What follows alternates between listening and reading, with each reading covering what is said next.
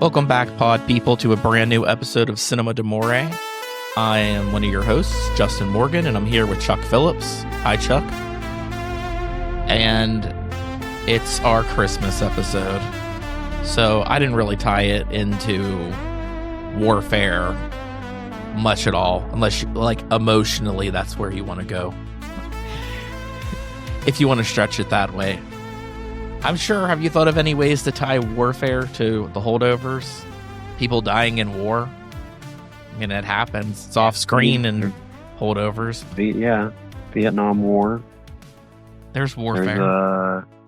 I was trying to think. I was they get in a helicopter to go to their ski trip, but I was is there a helicopter in warfare? And I was no, there's a jet that flies over, but I don't think there's any. None of the characters are in helicopters.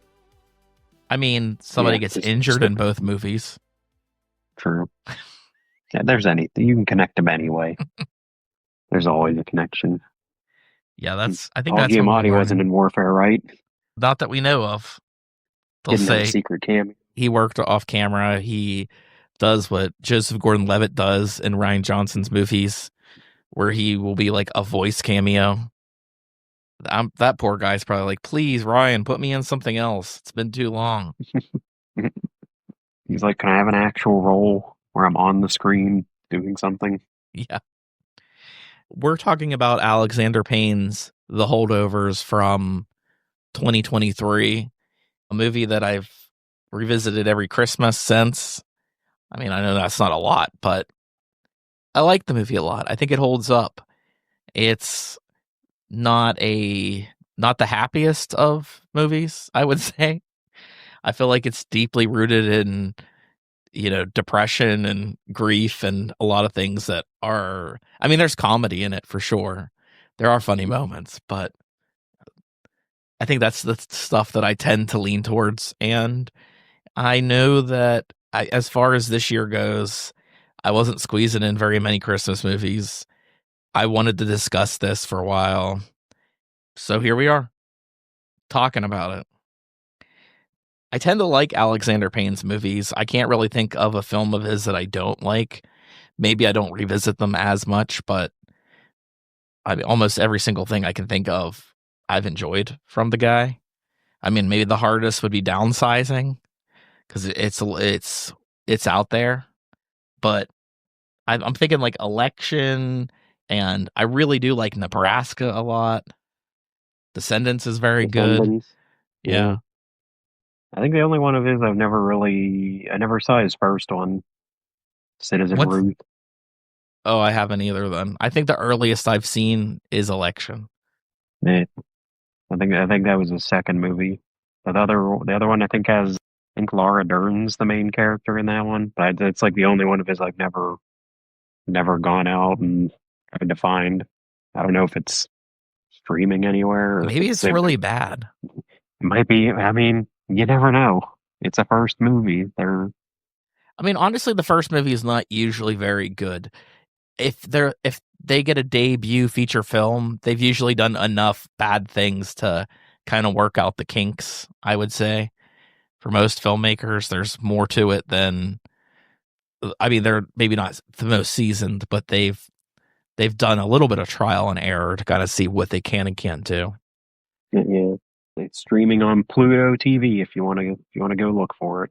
That's where all good movies go. To Pluto TV or Tubi or fucked up movies. What was it called? Wasn't it fuckedupmovies.com? Come on, it's effedupmovies.com. Oh, sorry, effedupmovies.com. There's no language in it. They're just effed up. It's we got Martyrs, we got Bambi, we got all the effed up movies. I don't even know if that's a real website. I also don't really suggest going to it. It might be something that gives you malware. Unsure. With The Holdovers, which it takes place during Christmas, and I feel Christmas is obviously heavily involved if it's not Christmas songs. But I don't think that Alexander Payne's done it before, but he really does this hard 70s aesthetic for this movie. It's not shot on film. It's shot digitally. but I think we're at that era where like you really can't tell. I mean, even if it was shot on films, it does have some scratches and stuff in it here and there throughout the movie, which would be very highly unusual had they actually just recently shot the thing on film. But I think it's enough to like it kind. I don't know. I don't know what it is that exactly pulls me into this movie. I don't know if it's just so sad. Like it just starts off being like the saddest movie of all time. It's like starts off with those like depressing shots of like the snow everywhere in this town, and everybody's like cold and miserable. And then when we actually start getting to the people, and you know, even when there's light, they're all miserable. Yeah, even the characters we follow for the most part or don't follow are pretty miserable too. But yeah, this is a digital film that they used like old school lenses on to make it feel like that time period. I think everything was shot in Massachusetts. I know Alexander Payne wrote this for Paul Giamatti, who he had previously worked on Sideways, and Dominic Sessa, who's the main. I guess he's not technically the main character, but he's pretty damn close. I mean, yeah. He's first time actor.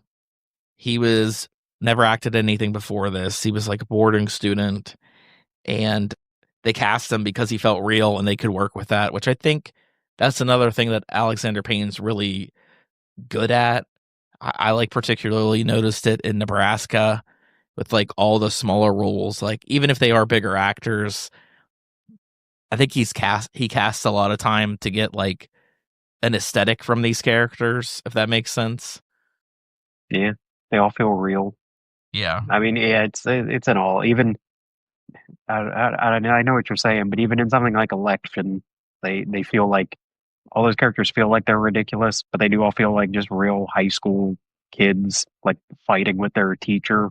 Which I guess that feels like maybe there's like a callback to that in this film, and that it's the relationship between teachers and students a little bit more extreme in something like Election, where Matthew Broderick's character like absolutely hates these kids.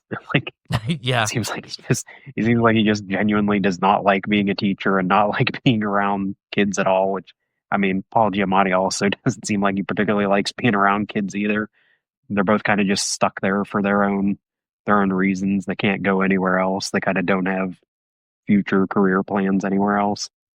Yeah, they're like clearly like emotionally stuck, and as the movie's going to be physically stuck because they're held over, between the holiday, which I don't know. I never heard of it called being held over before, so I had no idea what the holdovers was, and then I felt just kind of dumb because, well, I never did any sort of like boarding school type Never scenario. went to a fancy place like that. I wasn't fancy like that, so no, I was Or in those unsure. public schools where they were like, get out of here. We don't want you anywhere near the school over the holiday break. Yeah, you don't have anywhere to go? Not our problem. Too bad. Yeah.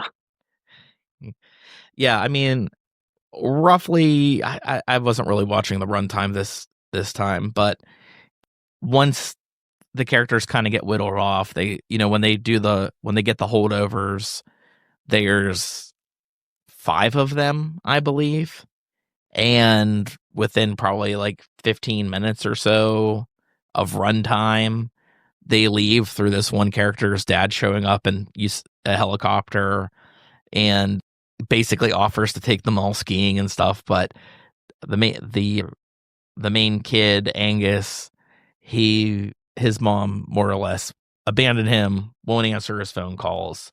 So he gets stuck with Paul Giamatti and their cook, yeah, the lunch lady, Mary, and everybody. So it's basically those three, and the premise is those three becoming kind of a family, which I think is another like theme that he likes to do, Alexander Payne, of people more or less connecting when or where you think that they otherwise wouldn't. That was the thing that surprised me the most when I first watched the movie because the movie does the tone is completely different from, when it starts. Paul Giamatti's told like, because he failed some kid and his parents are mad at him, so it's like, well, now you have to watch over all these kids, like five or six of them, and it's like it seems like it's more or less just going to be like, oh, it's a comedy of these kids will fight each other and you know do all sorts of things over the winter break. But like you said, it's like 15 minutes later, that guy's dad shows up with a helicopter and is like, let's all leave, and then it's just the one kid by himself with Paul Giamatti. And I'm like, oh, that took a different turn than I was thinking it was going to. Yeah, pretty quick, and like I mean, it still gets funny throughout, even like when it's just the three of them. The scene where he says he's got to use the bathroom, and he catches him on the payphone trying to book a hotel, and they start he starts chasing him down the, the hallway. Feels very much like it's very Shining esque. They're in this whole huge school by themselves, just three people as a family. It is Shining esque in the fact that it doesn't feel very warm either. It's not just the ice. It's not just the isolation in that cold setting, but I don't know. They rarely seem like they're like nice and toasty. Maybe at the most when they're in Paul Giamatti's like apartment watching the Newlywed Show or something like that. That's about like as close to that kind of feeling as you get. But yeah, I find something like endearing. I really like all the characters, all three of them, and the smaller roles are fine. Like I'm not really one way or the other. But like some of the stuff's just fucking funny. Some of the choices that they make. There's a really good moment where they're arguing in the liquor store, and this is after we're discovering about Paul Giamatti's past a little bit, and he talks about how like this guy plagiarized off him, but he's the one that got in trouble. But he ended up hitting the guy, and he's like, he's like, you punched him? He's like, nah, I hit him with a car. And so there's this whole discussion, and all it is this shot that I guess is pretty much the clerk's perspective, but they never show the clerk except for like one shot when he's like, here's your Jim Bean killer. It's just like a nice little extra thing that's showcasing that other people are around, and it breaks the tension a little bit in a good way. Yeah, I do love to. One of the other great running bits through the whole movie is that Angus can like never tell which eye is supposed to be the lazy eye. He's like, I can't tell which one's looking at me. Which eye am I supposed to look at?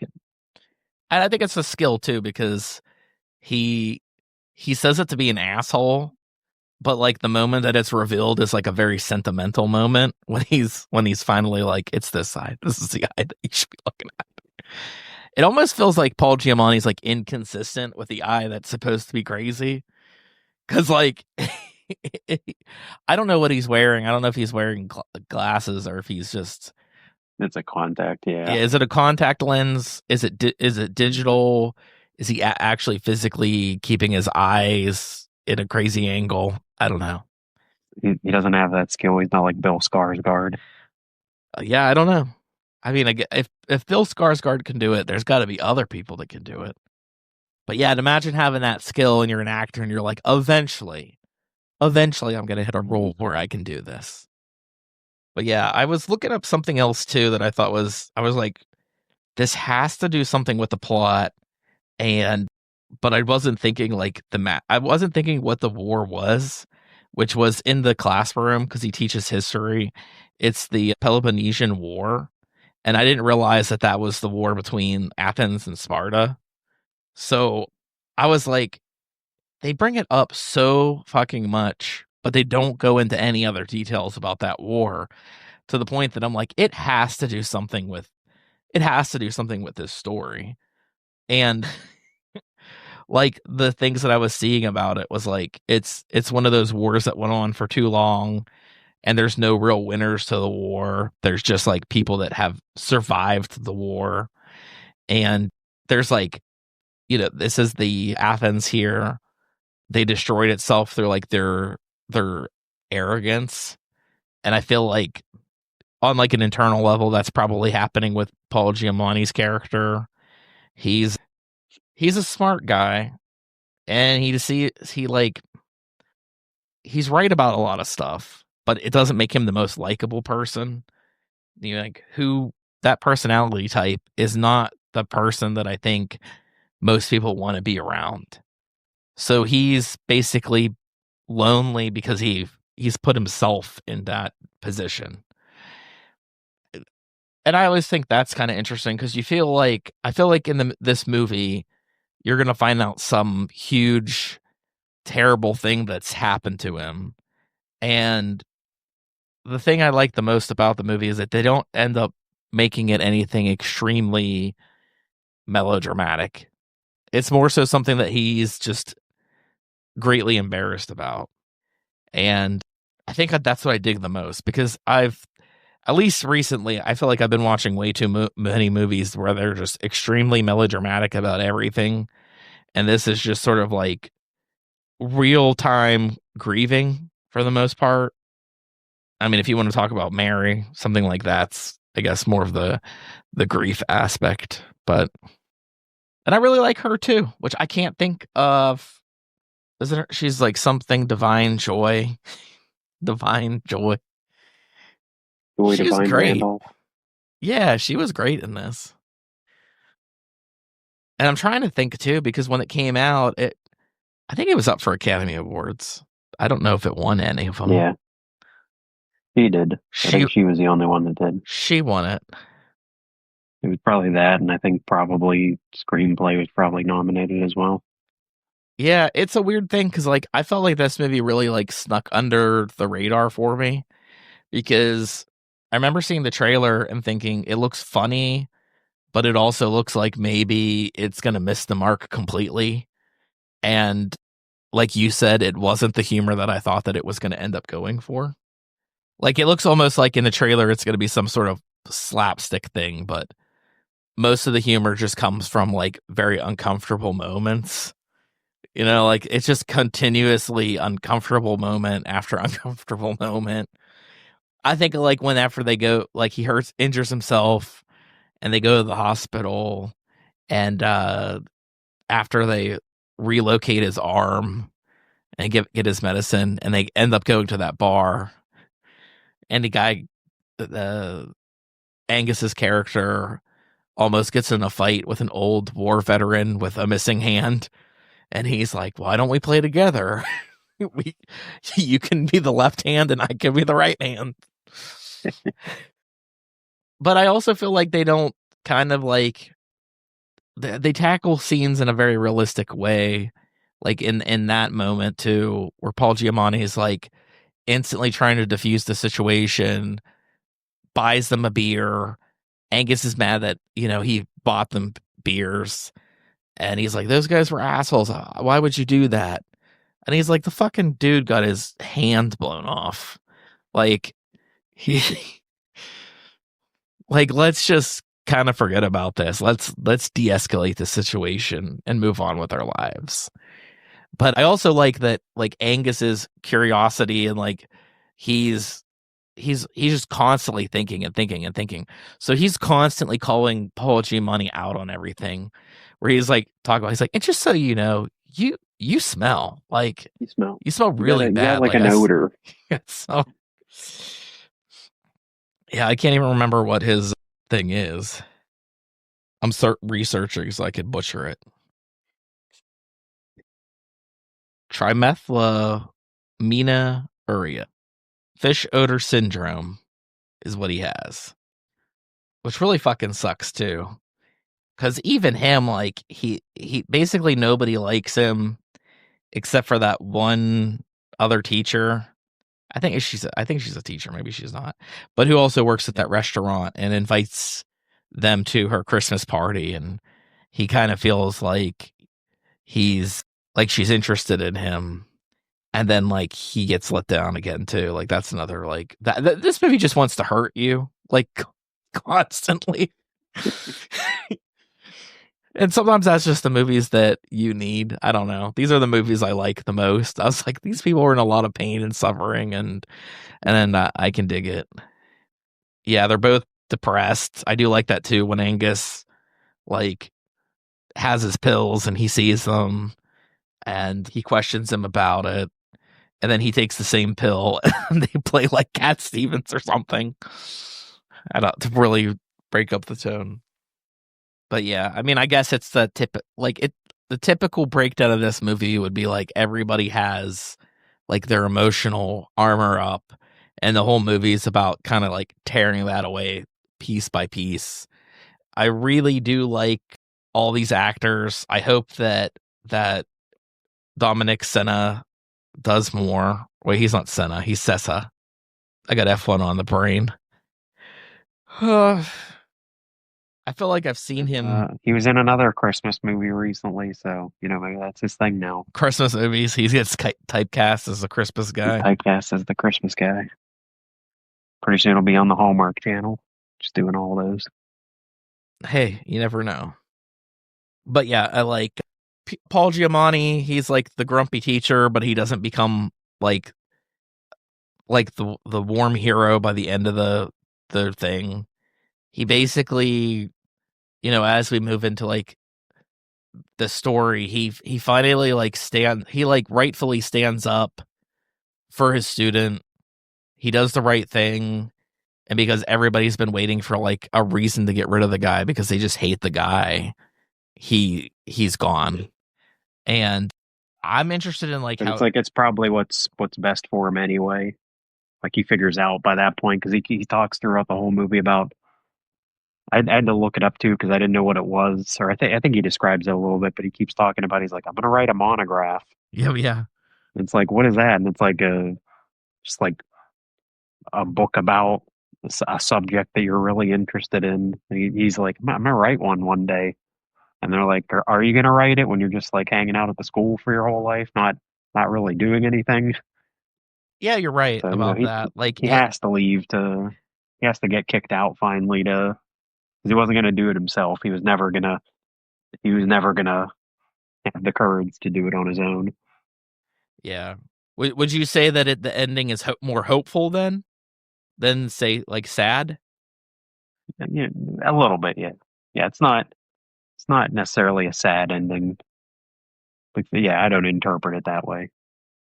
It was what's best for everybody for him to get kicked out. Do you think that this movie could have worked like in a different time period? I mean, probably not modern day. Like I think it always has to be in the past. So whether it was like the 70s or 60s or 50s, it probably always had to exist some other time. It's one of those. I think it's the same thing we've talked about when we talk about like Coen Brothers movies. How like almost all of their movies aren't in the modern day. They're almost all set in the past, and I feel like it's because it's just much simpler to have things happen without everyone being on the internet or people having access to cell phones that fix things. Just makes things a little more convenient for you story wise. Yeah, I mean, once you start running into technology, I guess you run into different not errors, but like you run into problems that could be easily solved, or it would greatly change your movie. Unless your movie is like something about technology, I think the only thing that really pulls it off well is stuff like Black Mirror, where like they just take one little idea and they're like, here's why this is terrifying. We're right on the verge of this. Let's not let this become real. And I think this kind of like, yeah, stripping away some of the technology ends up making things a little bit more. Well, they're also a lot more isolated too for characters that are supposed to be lonely to not have like the internet or anything like that. But yeah, got Paul Giamatti's character is almost kind of lonely his whole life, it seems. And Angus's character has been pretty lonely since like his dad's been locked up in a mental institution and his mom doesn't really care about him. And then Mary's character, which we didn't really talk too much about, her son had went to the Vietnam War and he died. And like there's also like a light, I would say the lightest, but there's a point where they're like talking about kids that go to that school. The what are they called? Bardem boys. They go to good Yeah, schools. When you go to that boarding school, you end up in a good Ivy League school. You don't end up drafted for war. And they're like, well, that's not what happened to Mary's son.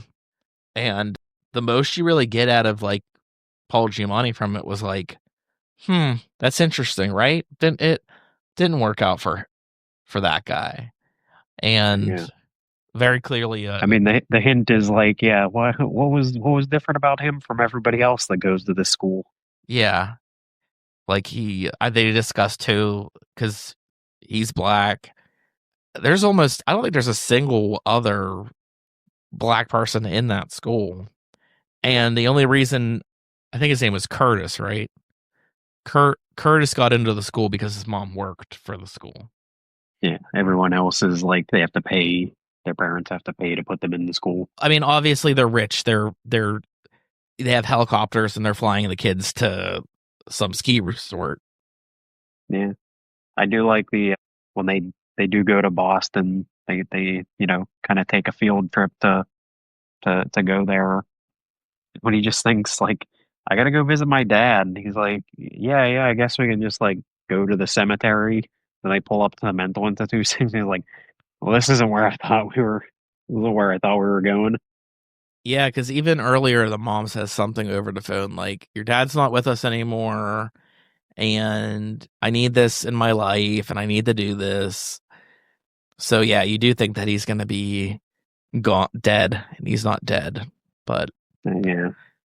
And then seems like everything maybe works out. He gives him a snow globe, and it's like it's fine. Then later, I think he used that snow globe to like attack people, try to like yeah, kill now the they're like, staff. now he has to go to a completely different place. And I'm thinking, it seems like an overreaction from the mom, but, enough to get Paul Giamatti's character fired when he says it was his idea. They're like, we know he conned you.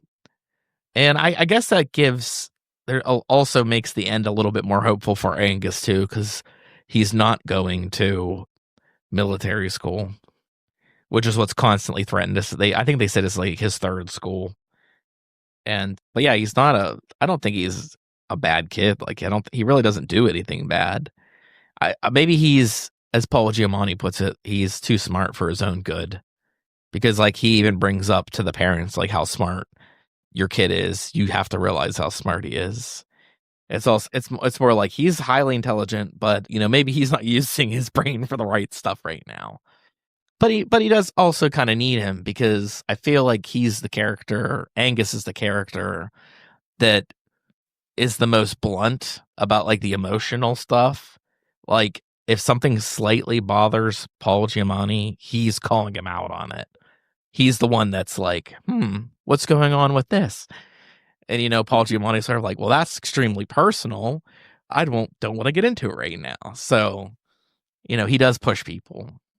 Also, you kind of feel like even early on, like when they are getting their test results back, and everybody does terrible in that class, except for Angus's character, gets a B plus. And they kind of use the scene to be like, Paul Giamatti is a tough teacher. Nobody likes him. We know the faculty doesn't like him. And then he more or less like gets everybody to turn against Angus, because Angus is sort of like, he offers bonus stuff, but it's going to be all new material when everybody, starts losing it. And they're like, why are we doing this right before we break? So to kind of pin all this stuff on Angus, like the reason why he took all the opportunity away, it's his fault. It just kind of isolates them more. But I do think I guess we got to talk about the humor too, because I think the humor for being such a sad movie, it's like constant throughout the whole fucking thing. Like, if it's that kid where they're like throwing his glove in the water, and they're like calling him the rat, or when the kid comes back and he's all sunburnt because he didn't have sunscreen on from his ski trip, or just like I the think, yeah, weird my random favorite. stuff, like when he grabs that football and just chucks it terribly and is like, oh well. My favorite thing is like when they go to the restaurant. Well, yeah, because he wants them to like keep getting him alcohol throughout the movie, and Hmm. Paul Giamatti is being like, no, like I can't. You're underage. I can't give you alcohol. Like, quit asking about it. Like, he keeps trying to get him to like buy him a beer at that bar and get him alcohol. And when they finally like go to that fancy restaurant, I was like, can I have Cherry's Jubilee? It's like, it actually has wine in it or brandy or whatever it has in it. And like, come on, can we make an exception? It's Christmas. Come on. Like no, we can't do anything. It's like we have cherries and ice cream and just put that in a to-go box and we'll just leave. Like, yeah, I guess we can do that. And like try to like light it on fire in the parking. Yeah, he pours his Jim Bean on it, and then they're like, "I thought this was supposed to go out." It like won't go out. Yeah, all the stuff's good. Or it's like his like when they're looking at that bookshop, and that woman comes up and you know brings up like that candy cane analogy, and he's she's a hooker, and and he's like, Angus is like, if you want some candy cane, you can absolutely have some candy cane. I'm not gonna tell anybody about it. Yeah. Do you think he's like a father figure? I mean, I don't feel like he No, 100% becomes one, but I mean, I feel like it'd be the beginning of one of that kind of relationship. yeah. I mean, that's what they become. You know, it's Paul Giamatti's the father and Mary's the mother. Because yeah, he obviously doesn't have a real. His dad's in a mental institution, and yeah, the mom's like getting married to a new guy, so he like doesn't have a mom or a father at the moment, pretty much. So, Right? Mary lost her son. and Paul Giamatti just seems like he'll never have a family, so he just adopts them. Yeah, because the guy has trimethylaminuria or whatever. Got the fish smell. The fish odor syndrome, which if you have that would absolutely suck. That would be the worst thing if you couldn't wash away a odor that you have would be the absolute worst thing. I really do think that would be one of the worst things in life to be like, this dude just smells all the time. I mean, there are some people that are just like that. It's like that Seinfeld episode. The B's supposed to stay with the O. But yeah, I think I guess I would say like my final thoughts on this, because unless you have more to say, I could kind of I dig this like sad vibe through this entire movie. It's not usually you get a movie that's like this where it's more about like the loneliness during the holiday season. It kind of is disguised as a comedy a bit. Like I said, there are funny moments, but like the closest I can think of is something like It's a Wonderful Life, where most of the movie seems all right, but like by the end of the movie, the guy wants to kill himself. So it gets really fucking dark. It basically comes down to people being like, you make our lives better for this reason, this reason, this reason. And I feel like the Holdovers is similar in the sense that like they do need each other to point out each other's strengths. Like they don't realize their own strengths. They all just kind of feel like, they're not worthy or they're not deserving, or like this happened to them for some sort of reason. And I don't know. I think that realism hits me a lot more. Unless you get into some things like, I don't know, Bad Santa. There's nothing more real than Bad Santa. Bad Santa gets very real in some aspects where just like, are you fucking with me type shit with the matter of factness that Billy Bob Thornton has. I would say it's the most realistic movie, but like, yeah, it's a good movie. So it's a great Christmas movie. But yeah, it's not all the super happy and but it does have those Christmas themes about the makeshift family and the spirit of like being there for one another, as opposed to like, hey, this is about the origin of Santa Claus. Yeah, it's a good Christmas movie. It's hard to find a good one. it's not too, I don't know, yeah, too overly sentimental or, I mean, just the millionth version of Christmas Carol when we all know the perfect version is the one with the Muppets. We don't need any more Christmas carols after that one. Is the perfect version the theatrical one or the extended version? You have to have the extended version. It literally it literally doesn't make any sense if you don't watch the extended version because there's just parts that they reprise a song that's not in the version where they cut that song out. So it's like there's no connection to it. It's like, why are they singing that song like they've sung it before? Oh, you might just think it's a musical ideology where everyone breaks out in the song and we'll just know the lyrics. Yeah, so it's a good one to. I'll try to watch this again every Christmas. Try to keep that going. There's certain ones that you watch every year, and gotta see if you can make room for it. Yeah, and I'm really bad this year. I watched Muppet Family Christmas, which I usually always watch pretty early in December, once I've put up decorations and stuff like that. And then I usually cap it off with It's a Wonderful Life. And this year I've watched Muppet Family Christmas, The Holdovers. So like I'm very, very low on the Christmas. I did not watch like any other Christmas movies. No Elf, no Home Alone, no Christmas Vacation. But who knows? I have one more day of You'll have some work. time off, I'm sure. Yeah, I have one more day of work, and then I have basically 2 weeks off. Maybe I'll binge a bunch, but by the time it hits Christmas, I'm not going to really want to watch Christmas movies anymore. Unless it's the good ones, unless it's the diehards. But all the diehards, all five of them, even the ones that aren't even at Christmas. A Good Day to Die Hard.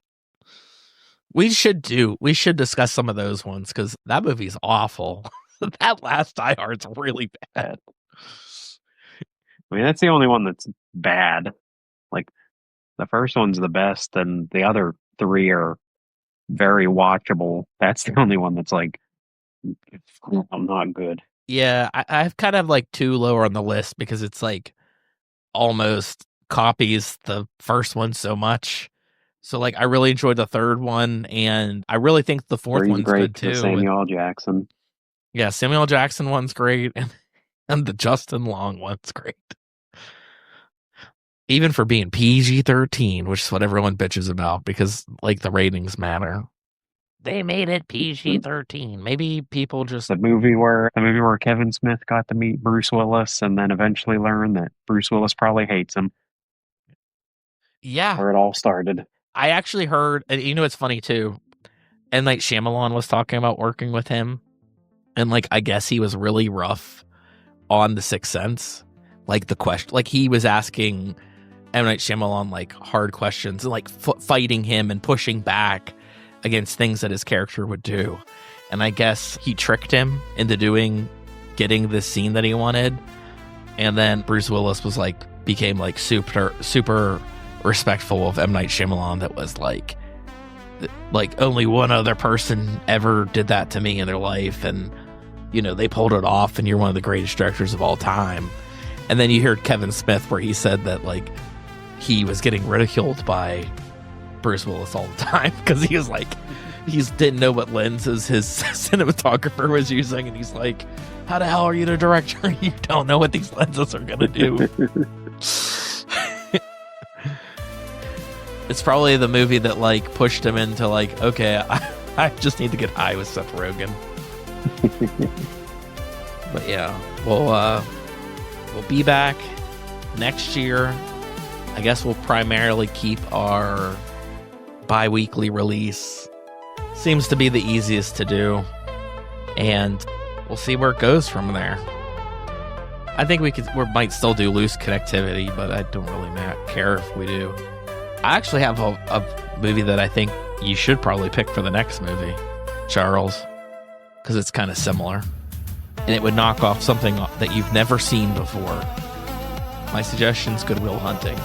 Good Will Hunting. It has like that same kind of like student-teacher relationship. You said you never saw a Gus Van Sant movie.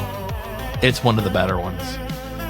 I don't know. I don't know if that can be the one. I might still have to save my Gus Van Sant movie. Here's the thing: you could only save it for so long until I pick one. You can do it. You can do it by your own decision, or you could be forced from my decision. I mean, speaking of Bill Skarsgård, he's in his next one, so maybe that could be it. I actually heard that was very good. Like, it's getting very good ratings. Dead Man's Wire. Yeah. Like a weird... People keep saying Dog Day Afternoon, but I think it's just vaguely because it's a similar setup in a similar time. I doubt that it would be that praised if it was just ripping off Dog Day Afternoon. But hey, you never know. Actually, Al Pacino's in it, too. You saw the trailer, right? Yeah, he's like the one guy's dad who like doesn't care if he lives or dies. Like he's like, it's a terrible father. Like, it's about the principle, not your life, son. Yeah, we'll be back next year. You guys have a Merry Christmas. Thanks for listening.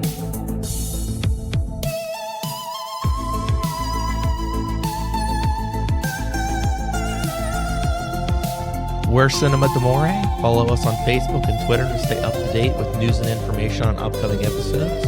Find us on Apple Podcasts, Google Podcasts, Podbean, Spotify, Amazon Music, Audible, Pandora, Alexa, or iHeartRadio. It would be greatly appreciated if you subscribe to our podcast on your platform of choice. We also appreciate feedback, so rate us, review us, and let us know what you think. And above all else, thank you for listening.